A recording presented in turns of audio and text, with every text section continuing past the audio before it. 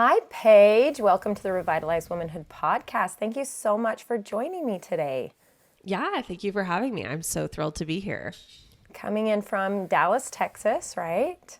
Yes, that's right. And we already The did the Lone Star whole State. views. The Lone Star State. Oh, I love Texas. I love Texas. My husband lived in Houston for a bit, and I've gotten to come back with him. And I actually haven't been to Dallas yet. We've done Austin and San Antonio and Houston, but I have not had the opportunity to come to Dallas yet. Okay, well, you got to come then. You got to just like round it all out, right? You've done Yeah. all the big cities. So this is the last one you got to tackle. Absolutely. I agree. Put it on the list. I agree. Well, I'm so excited for our conversation today because, like I was telling you earlier, this is a subject that's very near and dear to my heart. I think I've already recorded a podcast episode about this by myself, talking about the reasons I feel that women overspend and also how social media and society influences those spending habits, right? Would you please introduce yourself, though, first to my listeners? Yeah, absolutely.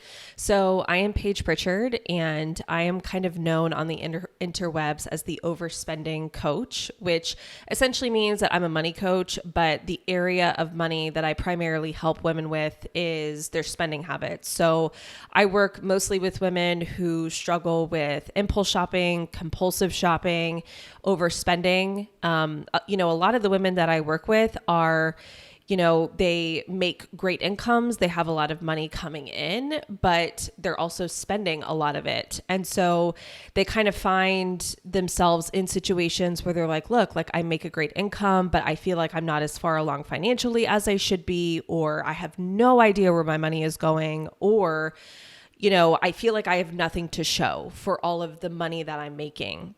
It comes in and it almost just kind of feels like a cup with like a huge gaping hole at the bottom, right? Like what comes in goes out.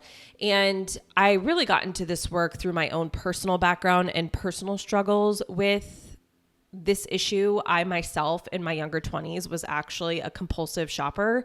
I once impulse shopped my way through my entire annual salary. It was the year after I had graduated from college. I actually moved at home to live with my parents for a year because I was, like most college students nowadays, I was buried in student loan debt. I had no savings. I was just kind of like coming into the real world and coming out of this like time where, you're just like a broke college kid and you have no money.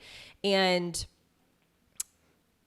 that year, that was supposed to be a year where I was going to make a lot of progress financially. And I essentially did the opposite of that. I shopped my way through my entire salary. And at the end of that year, I had nothing to show for it. And so when I went to actually go start looking for solutions to like, okay, well, how do I solve this problem? Like, how do I become a better spender? I started realizing that most of the advice out there was very surface level. It was like, unsubscribe from emails and unfollow people on social media. And it really felt to me kind of more like a Band-Aid to something that needed a deeper solution. And that's kind of when I started delving myself into personal finance, learning all about it that I could, but I quickly realized like how emotional money is. And I think that was one of the biggest realizations for me, because my whole life I had grown up just being told like, well, money is just math. Money is just numbers. If you can do the numbers and if you can like make a budget and follow the budget, like you'll be fine. But it's like, what I find with myself and with the women in my community is like, we're all smart women, right? It's like most of us can sit down and crunch the numbers and do the math, but knowing what to do and then actually going out and doing it, like in the way that you actually live your life, are two very different things. And so I really got to a point where I was like, there's just so many missing components to this in terms of actual like behavioral change with our finances and with our money. It's not just like, oh, sit down and make a budget. Oh, just crunch the numbers. There's so much psychology behind it. There's so much like feelings and emotions. There's so much of your past history that goes into it, like how you learned about money and all of these things. So I've taken all of those learnings over the past decade and really kind of come up with, my own coaching practice where women will come to me and it's like, okay, well, let's take this one step at a time. But what I always have the women in my community do is I'm like, look, we're going to work on your mindset first. We're going to look at your emotions next, or kind of in tandem with the mental part of it. And then once we've done all of that, then we'll look at the numbers, because the problem very rarely lies with the math and the numbers, right? So that's a very kind of like long answer to your question, but that's who I am and what I do in my past and kind of how I got to be where I am today doing what I do. I love your answer, because you actually rolled into my next question was going to be your origin story. Like, what got you into this? What made you decide? So what was that aha moment where you hit the bottom and you looked at yourself and were like, oh my gosh, I just spent my entire year's salary. What is happening? Like that moment of something has to change. Was it a life something happened, or you were just like realizing this has to change because I'm in my parents' base, or, living in their home, or was it something that was like, boom? Yeah, for me personally, because I feel like each person is different, right? I feel like some people kind of have that like slow simmer type of story where they get to the point where they're just like, okay, this isn't working. Mine was more of like a moment in time realization. And that for me really came when it was time for me to move out of my parents' house, because the deal I had made with them was I was going to live there for a year. They're like, listen, you can live here for a year, save, pay off debt. After a year though, like you got to go. So the end of that year came and I couldn't even afford to move out. Like I couldn't even afford the security deposit on a new apartment. And it was kind of one of those moments where like, I was just like, okay, what? Like I've been making $60,000 a year. And sometimes when people hear my story, they're like, well, you didn't spend your entire salary, right? Like you had bills and stuff like that. And the truth is I really didn't have bills. Like I was living at home. I was actually working at a car dealership. That was my job. So they gave me a car to drive. They paid for the gas. They paid for the insurance. They paid for my cell phone bill. So it was like a lot of my bills were covered by my employer. And then the other bills that like you normally have to pay as an adult, like I was very lucky to have those covered by my parents for that first year. So when I say I literally spent through my entire salary, like other than what was taken out for taxes, I really did. And so it was kind of this moment where I'm like, I have pulled in all of this money over the past 12 months and I can't even afford a security deposit for a new apartment. Like I was like, I'm literally going to have to wait until I get my next paycheck. And then that entire next paycheck is going to have to go towards this security deposit just so I can move out. And it was kind of one of those situations where I was in a place in that year where I was very unconscious with my money. I wasn't looking at it. I wasn't really like checking in with my bank account. It was like, I knew that the money was coming in and I knew I wasn't putting things on credit cards and I knew I was only spending money that was in my checking account, but it was kind of one of those things where it's like, well, it's in there. So let's just go ahead and spend it. And so that was the moment where I was like, okay, this is bad. Like this is really, really, really bad. And so mine was more of like this huge kind of blow up, like light bulb moment that I had, right? That was kind of like oh my gosh, we got to figure this out or this is going to be really bad. Right. And it's true. If you don't sit down, because we have our own story, we have a big hit rock bottom story, my husband and myself. And if you don't, I never looked at my checking account when I was just single girl, college time, that kind of thing. I never looked at it. I mean, other than same thing, I knew my paycheck would go in and I'd pay this bill, and that bill, and then I'd have this much left over. But I never like looked at it. But really, if you look at things, when you start taking 1 month, like if you sit with a financial coach and they're going to tell you to track your spending for 3 months, right? So you can develop the patterns or whatever. And you start seeing, oh my gosh, this $3 coffee that I'm getting adds up. That's like $300 each month. That's like half of my car payment. That's like my insurance, whatever, right? When I could be making a cup of coffee for myself. You really don't think about that because in our brains, it's like $3. That's like nothing. Like, so unless you actually sit down, but we'll get back to that, but I want to start with, because this is a women's community, because my listeners are women, I think they are completely targeted. We all have a target on our back from the marketing companies because I was on here with another guest, Lisa Chastain. You should look her up. You guys would get along great. And she said that what was the statistic? I'm pretty sure it was that men are 95% of the money earners of the world, or 85% of the money earners of the world. Oh crap, what was it? And 65% spenders, but women are the 85% spenders. Something like that. Yeah. Anyway, it was an insane, I was like, holy crap, right? It was like, whoa, that's crazy. And I mean, we all kind of joke about it, the women are the spenders, but I mean, that's the numbers. So we have a target on our back. So on social media, on Instagram, on just the emotional purchases going through the shopping lines, like all of these things. So for you, when you say we have to check in with mindset, we have to check in, along with looking at your bank statements, fine, whatever. But really, I love that you start with mindset, because if you can't break the reason or retrain the reason why you're spending, you're going to keep doing it. So for you, what's that emotion that you see as a common thread through your clients?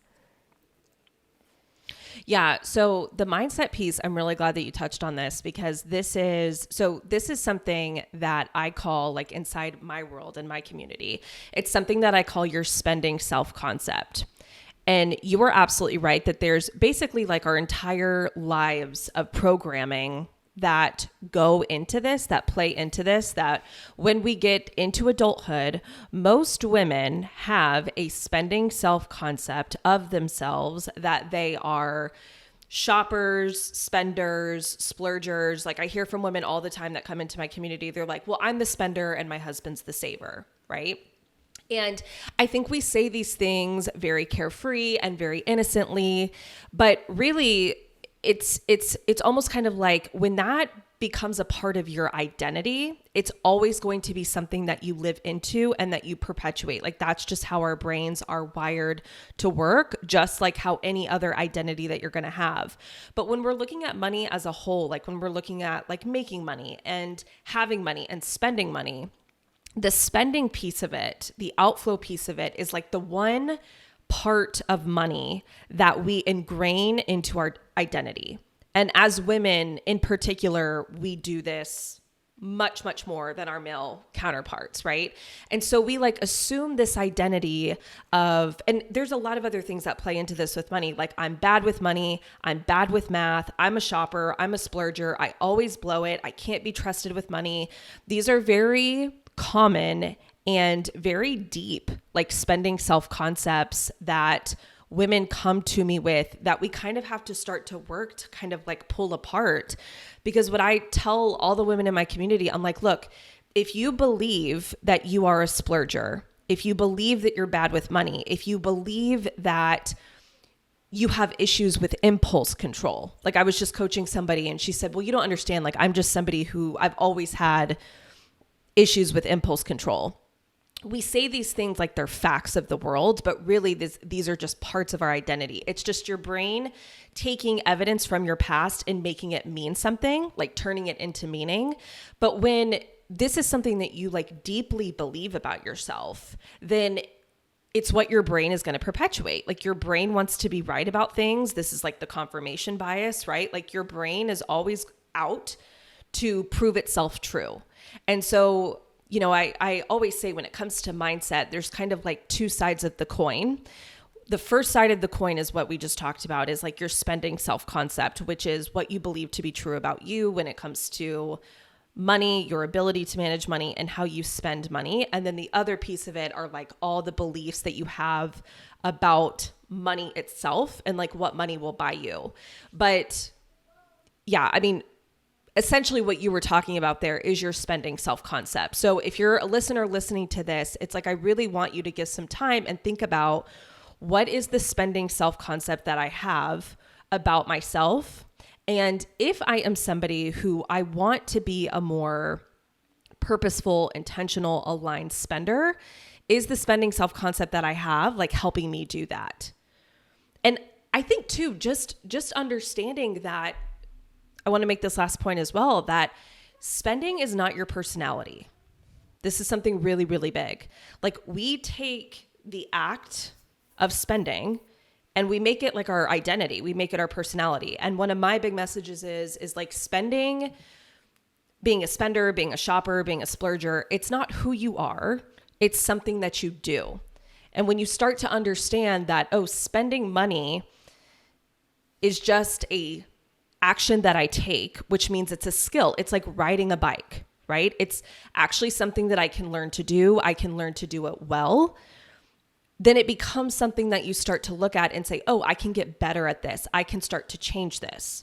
When you ingrain it into your identity and into your personality, it almost just feels like a fact of the world. This is just who I am. I'm always going to be this way. I'm never going to be able to change. I'm never going to be able to get any better. Therefore, you never try. And so just use me as an example, right? Like, if you were to look at me 10 years ago versus today, in terms of my spending habits, you would think that you were looking at two completely different people. And a lot of that work has come from me changing my spending self-concept, right? Like, in my 20s, I had a spending self-concept of like, I'm bad at math. I'm bad with money. Wealth isn't meant for me, so why try? Might as well just go spend it all, right? Like, what's the point? To now I have a very different spending self-concept of myself, but that's kind of like the first piece of that. Well, and also I love that because you're talking about labels. So for me in my community, this is the exact same thing as when I talk to people about putting a label on themselves. Or this month specifically, we're talking about parenting and putting labels on your kids, and they will fulfill these labels. If you continue to put these labels on people, they will fulfill these labels, right? So that's exactly what you're saying with the spending. Like, I'm bad with money, I'm bad with math, right? That's a label, that's a limiting belief I'm putting on myself. And my most favorite thing to reiterate always is a belief is not fact.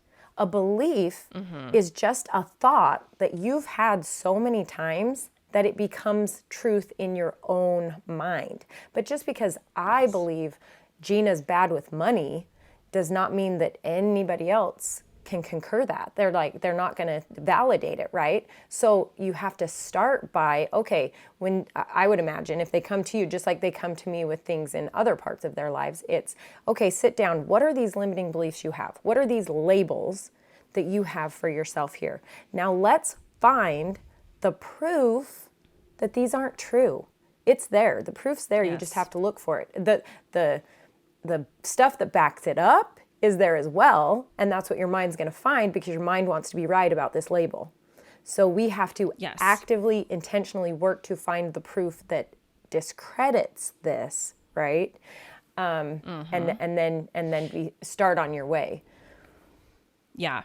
And I think it's like remembering, I'm really big into psychology because I think it's really helpful just to understand like why this is actually true, right? Because sometimes people will tell you things and you're like, okay, well, you're saying that, but like, why is that actually true, right? And there is a part of our brain that literally works like a gate, right? And one of your brain's main jobs is it wants to be efficient. It wants to conserve energy. And some of you guys might have heard about this before, but it's basically a part of your brain called the RAS. And I always tell people, like, think of your RAS like a gate.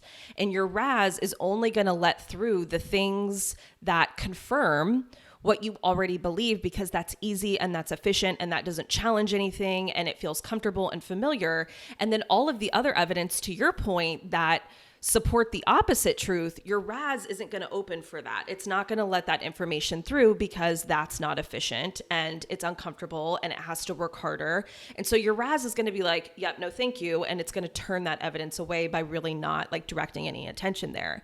And so to your point, like, I can't tell you how many women who have come to me where they're like, I'm bad with money. That's a self-concept that they have. And then once we start like digging through like all the numbers and stuff like this, I'm like, where did you even get this? Because like what I'm seeing is actually not that at all. Like, to me, I'm seeing a lot of things like in your finances and just in your day-to-day activities that actually you're actually really good with money. You know what I mean? So I'm like, where did you get that? Like, where did you pick that up along the way? And to your point, it's like intentionally like looking at those things. And it's like, okay, well, here's what I'm seeing, because I'm seeing that you do this, you do this, you do this, you do this. Those all support the contrary belief, but they don't even see it. It's almost kind of like they're blind to it. They're like, oh, well, I guess I just never really pay attention to that. And of course, it's like, it's no fault of your own. That's just how our human brains are designed to work. But to your point, it has to be a practice. Like your brain isn't just naturally going to do that. You actually have to slow your brain down and you have to say, okay, what do I want to start believing? And how can I start paying attention to evidence that supports the belief that I'm trying to form versus all of the evidence that I have that supports the belief that I've carried with me my whole life that's not serving me in any way. Absolutely. Do you, and not target, but do you mostly serve female clients or do you have some males? I have a small handful of male clients, but I would say that it's 98% women. And my personal opinion on that is, and it's not that I would happily work with men if they want to come work with me. But again, I think it goes back to all of this societal programming that we have, that when women spend money on certain things or when they impulse shop or when they overspend, like it's irresponsible, it's frivolous, it's all of these negative things. And when men do it, it's like, well, it's an investment and they're being smart and they're being wise. So I actually think that it's much easier for women to kind of realize like, oh, my impulse shopping and my overspending is a problem because society brings more attention to it. Whereas with men, they're like, oh, well, it's not a problem. Like, you know, it's like an investment into my hobby, even though if you were to take like, cause a lot of the times I'll take like a wife and a husband and I'm like, listen, your husband is doing just as much overspending, just as much impulse shopping as you are. Like you're both doing it, but it's like the wife that only thinks that it's the problem. Like she's Absolutely. like, well, I'm the problem. And you know, so it's like, I do work with men, but not a lot. And I think that definitely has a role to play with it. Cause I think a lot of guys just think like, this isn't a problem for me. So even though it for is, me, they don't think of it that way. It is. They don't think of it that way. And they're not like being preached to that it is. It's absolutely all the memes. Yeah. I mean, how many memes? It's not even original. It's not original. It's not unique. How many memes are out there of the Amazon packages at the doorstep? I mean, come on. Yeah. That's just like, it's getting out of control. It's getting out of control. And the reason it's still funny is because it's such a truth, right? It's such a truth that it's become so easy to access this kind of shopping habit, this kind of spending. And that's the problem. But anyway, so coming back to this. Well, I think No, you're good. Sorry, I was one more point to add on to that, like that you said when you went back to that stat that your friend made. This point just popped into my mind, but it's like, honestly too, like if you're looking at the average household, it's like when it comes down to it, the responsibility of doing most of the household spending falls on, in most relationships, it falls on the women to do like the grocery shopping, make sure the kids have what they need, make sure we have everything that we need for the vacation. Like a lot of that burden falls on the woman to do. And in a household where that burden would fall on the man, the man would probably struggle with the same thing. I think it's just like in most households, it's the woman's responsibility to do that, just in the dynamic. So that's perfect. Thank you for being specific about that, because you're absolutely right. And that is actually my audience. The majority of my audience, they are the person that would fall to. That would be their responsibility. So when someone comes to you, I want to dig deeper into why we think that we need to spend on the things we're spending on, right? Why women notorious feel like they're going to find happiness or the secret to life if they just buy this one more thing off Instagram, if they buy just this one more thing off Amazon, right? It's my life will be complete when, my happiness will be fulfilled when, and then you get it and you're like, well, that didn't work. Let me try again, right? Yes. Yeah, no, this is kind of like the emotional component of spending, right? So we kind of talked about the mindset component and now we're kind of moving into the emotional component, but I think first of all, it goes so deep. I think it's important to understand that this is the predominant message of consumer culture that in Western culture we live our lives in. And the message of consumer culture is really that you're only going to get to feel the way that you want to feel when you have my product or when you have my service. And that's really what advertising is. Like, if you actually start to go and pay attention to the advertising that you're getting, the ads that are being served to you, start paying attention to not necessarily the product that they're trying to sell you, but the emotion that they're trying to sell you. Because that's what advertising is. Advertising is, I'm trying to sell you the promise of a future emotional state that you're only going to get to feel once you have my product. And I think it's important to understand that, like, at our core, as human beings, all we want is to feel a certain way. Anything we do, anything we don't do, it's only because of how we want to feel. The only reason you want a certain thing, you want a product, you want a service, is because of how you think you're going to feel once you have it. And so I think it's, and again, this isn't something that's going to happen overnight, because this is just like the messaging that we've lived our lives in for our entire lives. But what I find is, like, coming to the point where you start to understand that a product cannot give me a feeling. And we spend so much money trying to buy things that cannot be bought. We try to spend our money on buying our self-worth. This is especially true with women. Buying our self-worth, buying our beauty, buying our confidence, buying how organized we feel, buying how loved we feel, buying how productive we feel. And I think it's just because, again, like, we've grown up in a world where it's like every email you get, every ad that you see, every TV commercial, it's like, hey, buy my product. And my product will deliver that feeling to you. And that's just, I call it a money thought error. And this is one of the primary money thought errors that we live our lives in, which is like, buy my product, feel the way that you want to feel.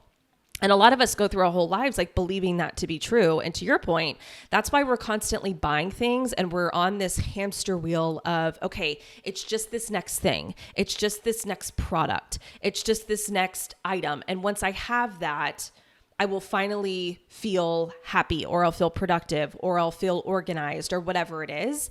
That's why we get into this mindset of one more thing, one more thing, one more thing. And a lot of people never get themselves, like a lot of people go through their whole lives never getting themselves off of that hamster wheel, because they'll buy something thinking, oh, this is going to be it. This is going to be the product that's going to change my life.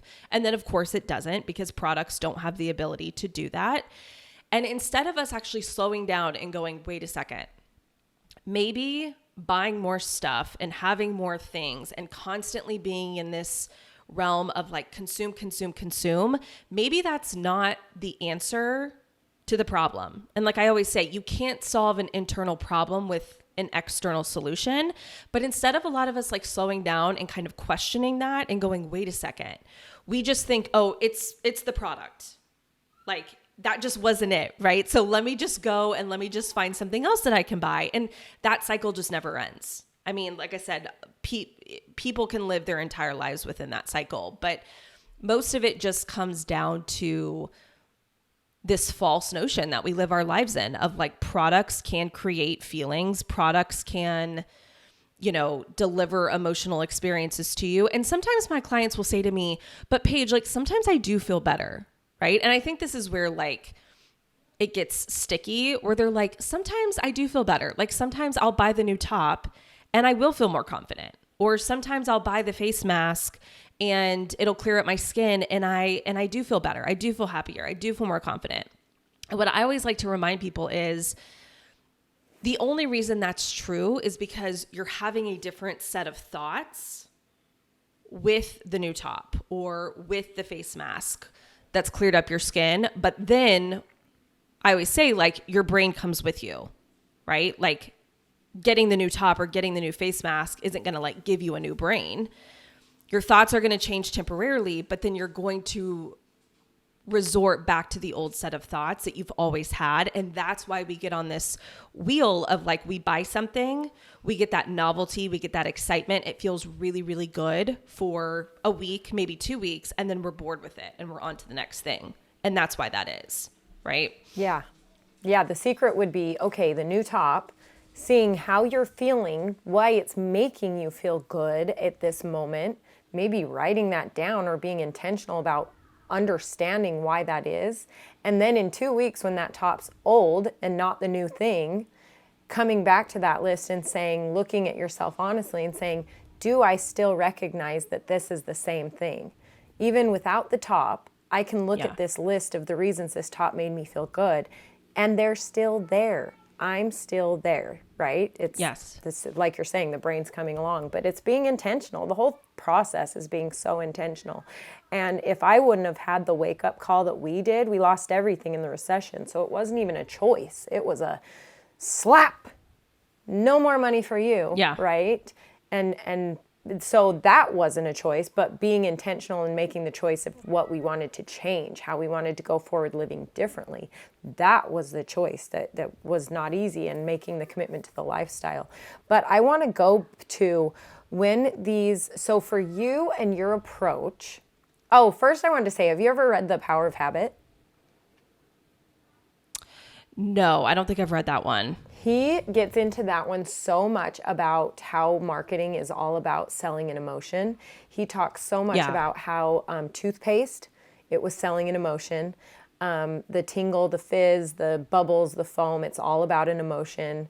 Febreze was like a crap product, but because they figured out how to sell the emotion, it's now the number one product on the market or whatever. I mean, he goes through all these different statistics of showing you, here's the proof, here's the facts, how Target knows exactly how, it showed how Target knew what women were becoming pregnant or trying to get pregnant or pregnant at this time because of their shopping habits, because of the patterns of shopping. It's like, oh my gosh, this is unbelievable. We're so easily predictable that this can happen. So anyway, back to when a client comes to you, what is it? Where do you start? Let's hear like maybe some actionable steps of, here's what we need to do.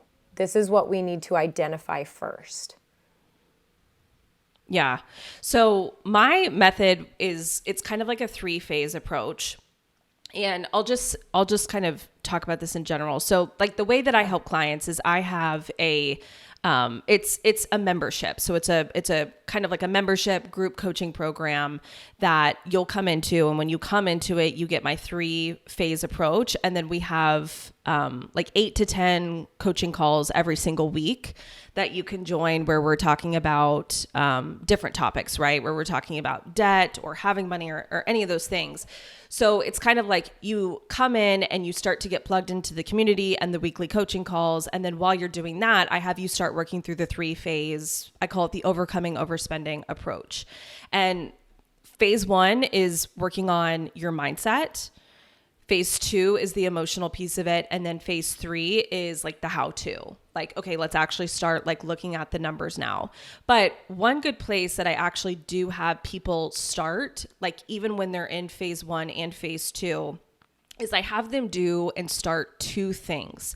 The first thing is, and you kind of touched on this in the beginning, is if you are somebody right now who's totally unconscious with your money, meaning like you're just out there spending it, you're not checking in with it, you have no idea where your money is coming or is going, you're not looking at bank accounts or statements or anything like that, is I just have you start logging your spending. And it's not even to do anything with it. Like, I'm like, listen, you're not even going to do anything with this information in the beginning. Like, I literally just want you to get into the practice of slowing down and being more conscious. Like when you take that credit card out to swipe, or when you're on Amazon and you click the buy now button, I'm like, we just have to bring a level of more consciousness to this process. And by you simply just logging that somewhere, either like writing in a journal, putting it in your notes app, wherever, is just a good place to start. And again, I'm like, you don't even have to do anything with this information initially. It's just slow down, and start writing it down. And then the second big tool that I have people do is something that I call a things I want to buy list. Because I feel like with social media, with email marketing, to your point, I always say this, I'm like, shopping has never been as convenient as it is today.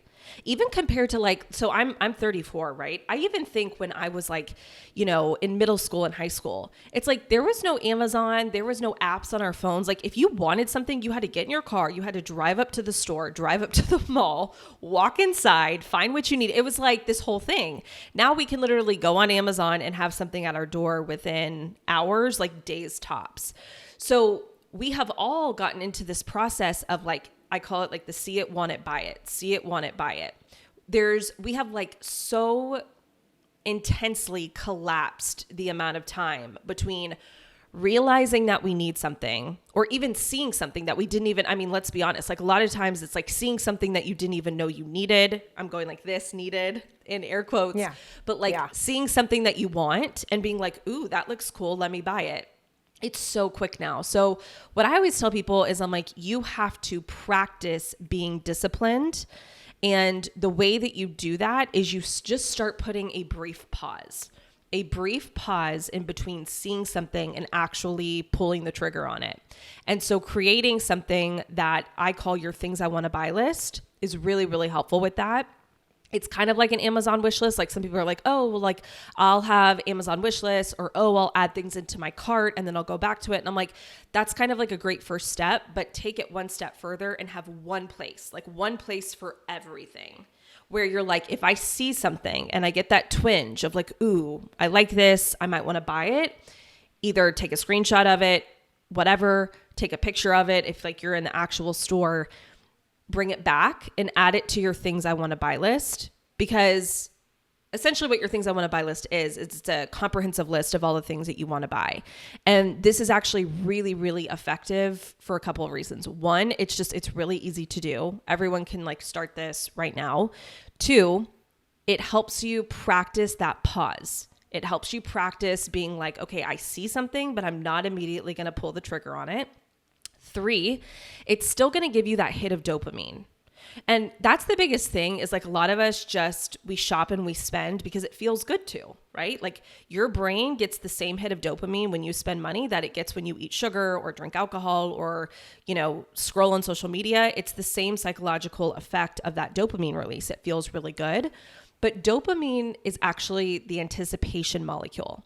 It gets released in anticipation of the pleasurable event. So when you're adding things to your things I want to buy list, what you're doing is you're almost kind of getting to like live in that land of anticipation of saying like, I saw this thing, I think I might want to buy it, but I'm not going to buy it right now, but I could buy it later if I want to. And that gives you an amount of time to kind of like live in that anticipation. And I typically find for me, like I do this for myself, I would say that like half the things that go on my things I want to buy list, I never get. Because once I like go back to it, I'm kind of like, yeah, like I saw an ad for this. I got kind of excited about it. But like now that I've given my brain some time to cool off, like I don't really think that this is something that I want, right? So just starting that list, right? And like every time I go to add something to my list, I'll always just give the list a glance and just see like what's on here. What can I take off? Is there anything on here that I want to go ahead and like pull the trigger on? But it's a really easy tool just to start practicing the discipline. Because being a disciplined spender, I'll say this, like again, it goes back to the label that you were talking about earlier. We treat discipline in the same way. We treat discipline as a label versus a skill. And discipline in anything, even with our spending, is a skill. And you know, so many times women will tell me that they're not disciplined. Like they're just telling me like, oh, I'm Paige, I'm 5'5", I have blonde hair, blue eyes, and I'm not disciplined. And it's like, no, again, it's not your personality. Like it's not a part of your DNA. It's just something that you haven't practiced and you need to work at and refine. And this things I want to buy list will help you practice that. So those are like the two things that I'm like, look, if you're just looking for two like very easy things to do, start there. Start with those two things. Super easy to do. Everyone can do it. And you can start them like now if you want to. That's such a great idea too, because making lists is that making that list is creating a new habit. It's also creating Yes. a new habit. It's creating a habit of you being intentional. And what's that's going to do, it's going to create an opportunity for you to have it stack onto that.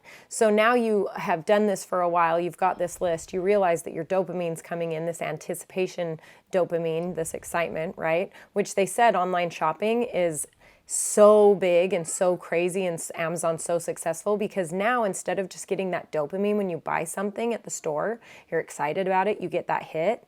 You have the dopamine hit from purchasing it, you have the anticipation excitement, and then you get that dopamine hit again when it comes. So that's why Amazon's like crushing because again, they're selling a emotion, they're selling this feeling. So, Yeah, you're but totally you're right. creating a habit of putting this in the list. So now you're creating an opportunity to stack a habit in there, to create a new habit. So, okay, I want this dopamine hit, this anticipation hit. Well, now maybe instead, after I add something to the list, maybe instead I'll drop down and do 20 crunches, or maybe, you know what I mean? I mean, it's just an opportunity to stack on a better habit so now you're training yourself instead of when you see an ad on Instagram and you want to go buy it, instead of putting it on your list, now you're doing 20 crunches for some reason, right? Like your brain's like, oh, ad on Instagram, 20 crunches. Yeah. And I'll say this, like I'll add to this. So like buyer's remorse, right? Buyer's remorse is something that I feel like is so huge. And we've all had buyer's remorse, right? Like we've all had buyer's remorse of just like, oh my gosh, why did I do that? Why did I buy that? Why did I spend that money? And I always say like, there's kind of like two types of buyer's remorse. There's the buyer's remorse where you buy a product and you just don't like the product. Like the product just doesn't live up to your expectations, and that's fine. Like that's going to happen. But then there's the type of buyer's remorse that I feel like we get because we know that we didn't act in alignment with our highest selves. And that's the buyer's remorse that like really stings, because you're like, it's more just, it's not about the product. It doesn't even matter what you bought really. It's more just about like, gosh, like why did I do that? Right.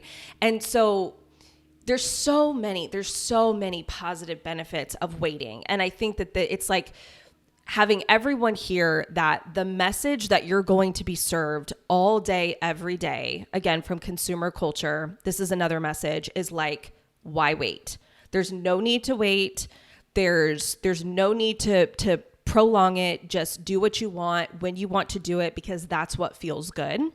But I think if we're all being like very honest and we can all come up to 30,000 feet, does it feel good to like be on Instagram and see an ad for something and click on it and get it? Like, do you get that rush of dopamine? Yeah. Like I've done it and it feels great. Right. But I equate that to like, that's like the false pleasure. That's like eating the sleeve of Oreos. Like it feels amazing while you're eating the sleeve of Oreos, and then afterwards you feel awful.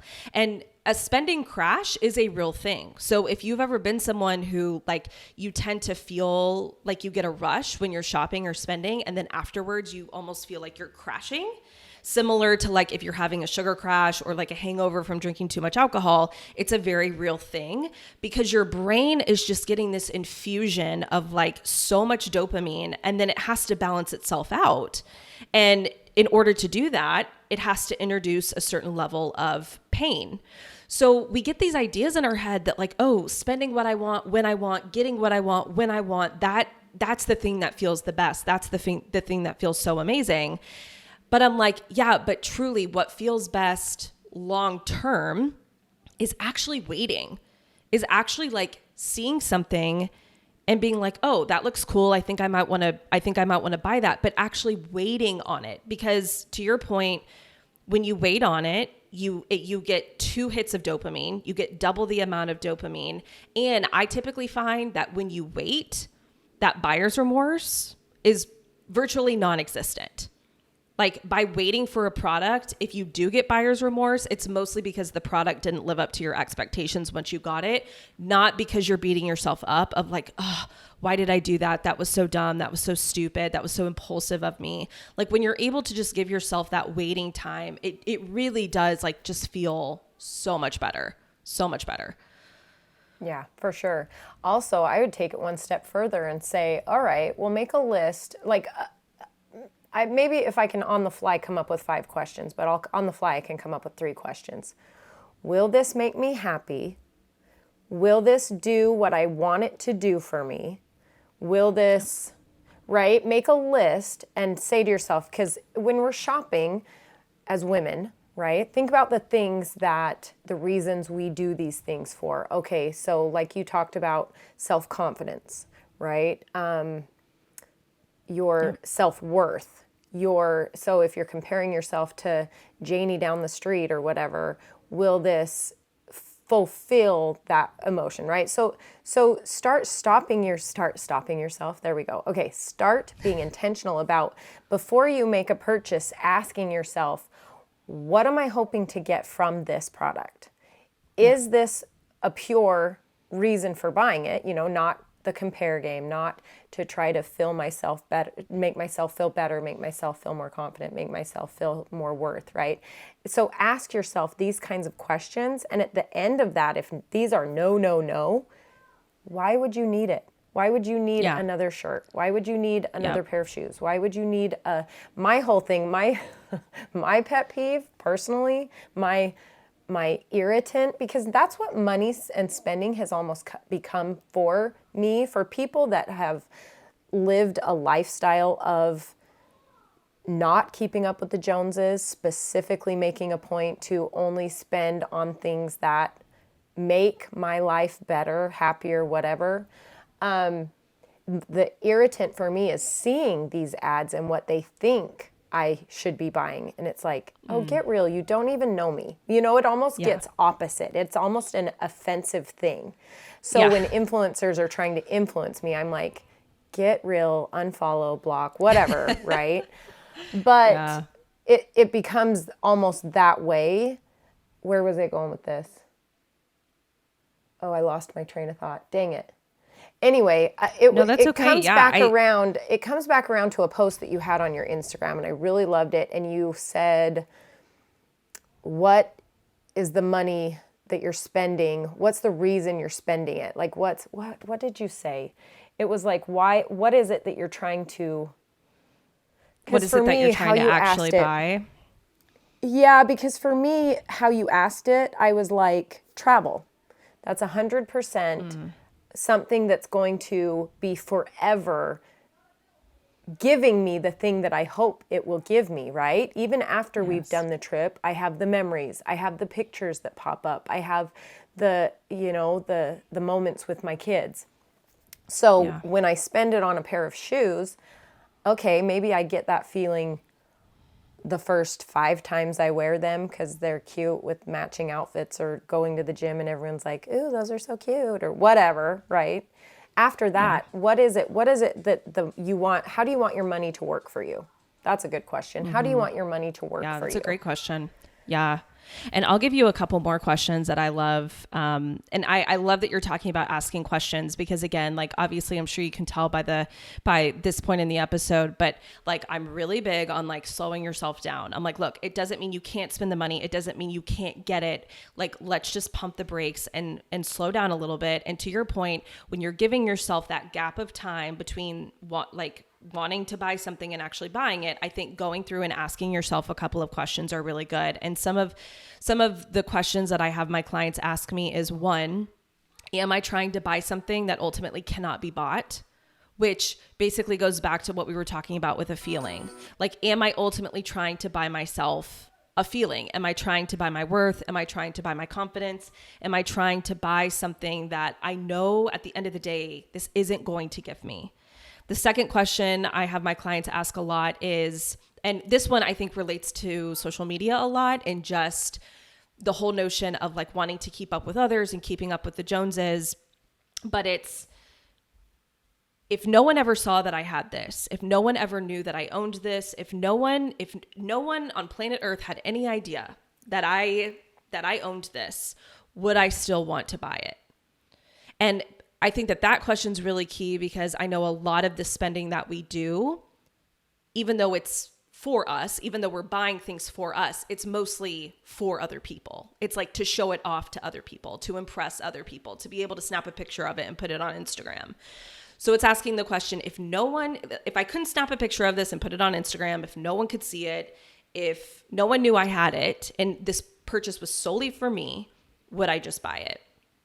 And then the third question I always like is, because this one gets you thinking 30 days in advance, 60 days in advance, is in 30 days from now, 60 days from now, maybe even longer, am I going to want my money back? Or am I still going to want this product? Or am I still going to want this item? Because sometimes like I look at it like, I'm trying to think of an example like around me right now. Like I'm looking at my computer that I'm recording this on. Like I love this computer. I get so much value out of it, and it's an expensive computer. But I'm like, I would rather have the computer than have the money back that I paid for it, because this computer does so much for me. It gives me so much value. There's other purchases that I've made where I'm like 30 days later, I'm like, to be honest with you, I think I'd rather have my money back. Like, I think I'd rather have that money that I spent on this sitting back in my bank account. And so that's another question that I love, of asking yourself the question, like, what's going to be more valuable to me, having the money in my bank account that I'm about to spend, or what I'm about to buy? Yeah, so absolutely. Those are also some good questions to ask yourself. Absolutely. I was trying to find that Instagram post that you did. That's what I was looking for. I was trying to find it and I can't find it. But yeah, that's exactly the point I was trying to make with that is looking at it and saying, is this serving me? What is it I want out of, and I'm the same as you. My intention is slowing these women down, slowing down. Every day we are just go, go, go, go, go, go, go. We're constantly wearing busy as a badge of honor. Like, when's the last time you said to someone, hey, how's it going? And they're like, you know what? I am so good. That's it. Right? Yeah. No. Normally End of story. it's, hey, how's it going? And it's, oh my gosh, I'm so busy today. I've got to do this and that and this and that. And this is going on. And then I've got to run here. It's like their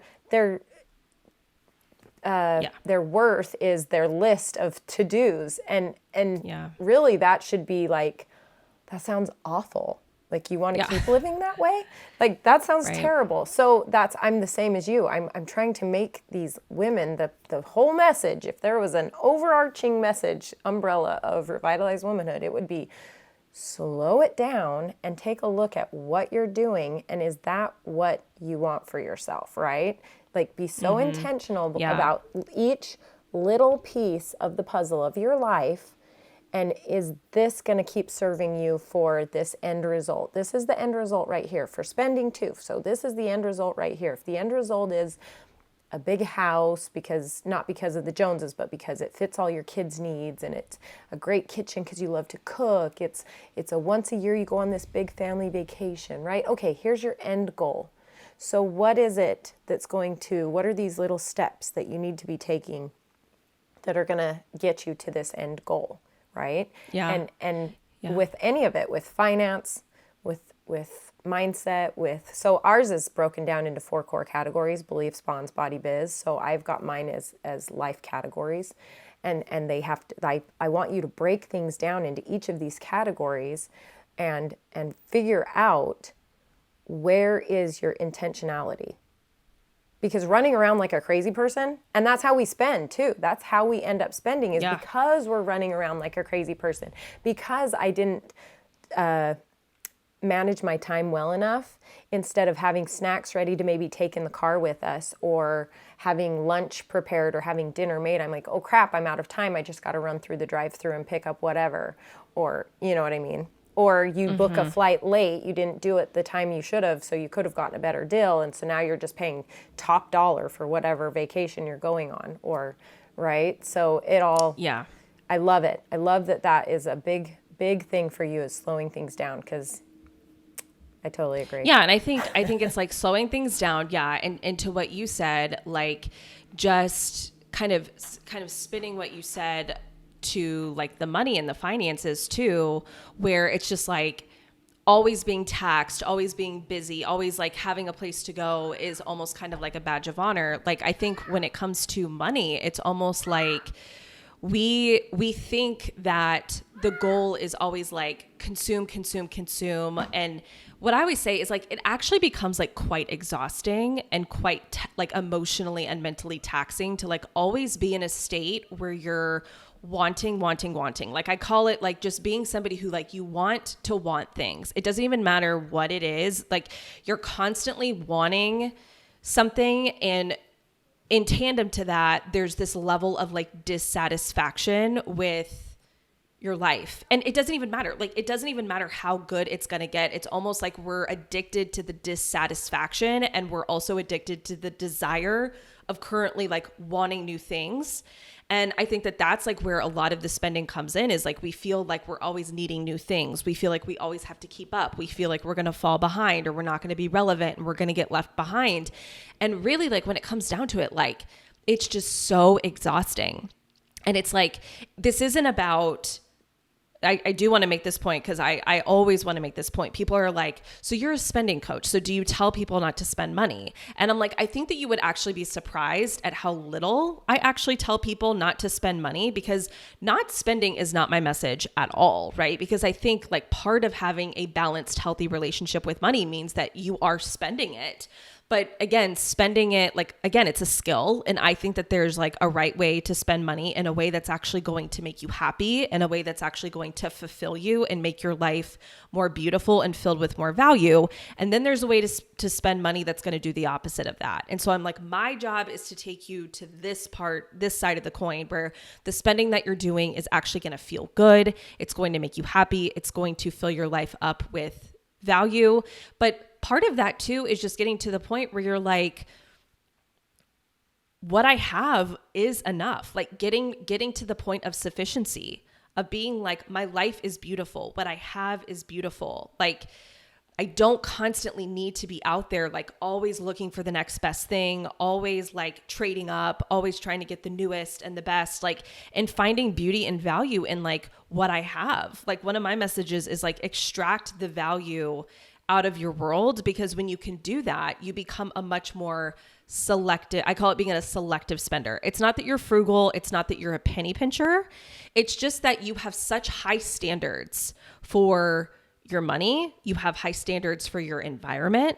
You have high standards for yourself. And you're like, listen, I'm not just going to go out here and just buy a bunch of like knick-knacky, junky dollar like in the Target section or in the dollar section at Target, right? Because it's like, this doesn't do anything for me. Like this spending and this exchange adds no value into my life. It makes my life better in no meaningful way. And that's my message. And it's just like getting yourself out of that constantly, like, I need it. Like, let's go up to Target and just walk around and entertain ourselves. And I kind of almost call it like fondling, right? It's just like, which I know is kind of like a weird word, but it's just kind of like, we just like go up there and we like fondle in our minds. We're like, ooh, the home decor. And I'm just like, it's no problem if you want to actually go up there and you have a plan for your money and you have a plan for your spending. But like just going up there and just being like, oh, I'm just going to entertain myself today with buying a bunch of like random stuff that, like, let's all be honest, is going to wind up stuffed in my extra, in my attic or in my basement or in my extra room in 2 months. It's just kind of like, is that truly bringing value into your life? And when I talk to my clients and we like really get real, they're like, no, right? It's like, this is an exercise that all of you can do. Next time, whether you're in your house now or next time you're in your house, I want you to just like walk around your house and go to the areas of your home where you know like all your junk is. Whether it's like under your bathroom sink, in your kitchen pantry, if you have like an overflow room in your house, maybe it's like, just go to where you keep all your junk. All the stuff that you bought that you're like, oh, I'm going to use this, I'm going to use this, I'm going to use this, and then you never used it. And just pay attention, like actually start paying attention to what's there and see if you can find any patterns in it. Is it like, I bought a lot of this stuff when I was feeling sad. I bought a lot of this stuff when I was feeling bored. I bought a lot of this stuff solely because it was on sale. I bought a lot of this stuff just like walking around Target because I just decided to go up there because I was bored one day. there's patterns. There's always patterns that you can find in your spending. And I'm like, pay attention to the things that you've bought, again, that you have the buyer's remorse over, that added no value to your life, that made your life better in no meaningful way, and see if you can find any patterns there. Because that's going to give you a lot of insight into, like, what is my shopping trigger? Do I shop when I'm sad? Do I shop when I'm bored? Am I shopping because I'm trying to, like, fill a certain void in my life, right? Like, is it that you have a ton of, like, organizational things that never got used? Do you have a makeup collection where you have like 20 different foundations and 15 eyeshadow palettes? And it's like, okay, well, like, what's behind that? Do you have a lot of clothes stuffed in your closet that you've worn once or not at all, right? That still have the tags on them, right? There's always patterns and there's always something deeper going on. And I say, like, if you have a shopping problem, if you're a compulsive shopper like I was, like, it's never about the shopping. The shopping is the symptom. The shopping is just how you're dealing with the bigger problem that's going on underneath the surface. But by starting there and by looking at, like, okay, what patterns can I find? That's kind of where you have to start. That's so good. I actually remembered when you were talking about that. I remembered where I was going with the pet peeve is the underneath. It's the thing under the thing under the thing. You have to figure out the thing under the thing. And I love your challenge because it would tell you those things. It would, okay, if you're the one that's constantly on these influencers pages getting influenced to buy the eyeshadow, the makeup, you can try this new hairstyle, you can try this new hack, you can whatever. That means that you probably have something going on with your self-esteem or your self-confidence or your body image or whatever. You have something going on with yourself that needs to be addressed, that you need to try a different tactic and strip down and look in the mirror and start telling yourself nice things about yourself. You building a better relationship with yourself. And that's, that's what you're going to see. So my biggest pet peeve, what I just remembered, what you reminded me, is front porches. Front porches. I can't for the life of me. Oh, and it's when fall comes, and fall is my most favorite. Fall is my most favorite thing. I'm a fall junkie, and that's exactly when it happens. And it is the biggest irritant to me to see these women spending hundreds, I mean, probably thousands, honestly, some of these porches that get so elaborate. And I'm like, what are you doing? This is obviously to show everybody in the world, look at me. I am the best mom. I am the best woman. I am the queen of the womanhood because my front porch looks this way. And I'm like, look at yourself.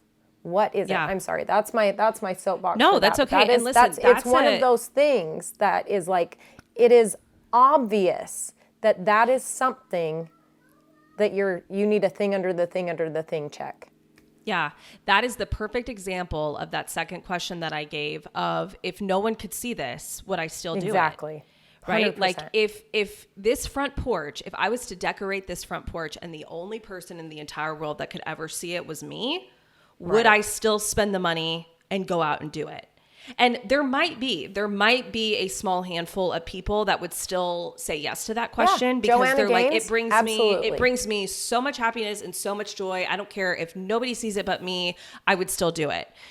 Great. Exactly. Perfect. It's good to know that. But for the other like 95% of people that would be like, well, if no one could see it, what's the point? It's like, aha, there we go. Right. What's it's like, the okay, there we go. Right. And so then it's like asking yourself, okay, well then, so really this is about spending the money for appearances and for other people and for attention and validation from other people. And so in that case, like, is it worth the money in that case? Right. Right. Let's figure out why you need this. I'm like, there's nothing that, like, for me as a spending coach, I'm like, there's nothing that I would ever look at and say that's a waste of money.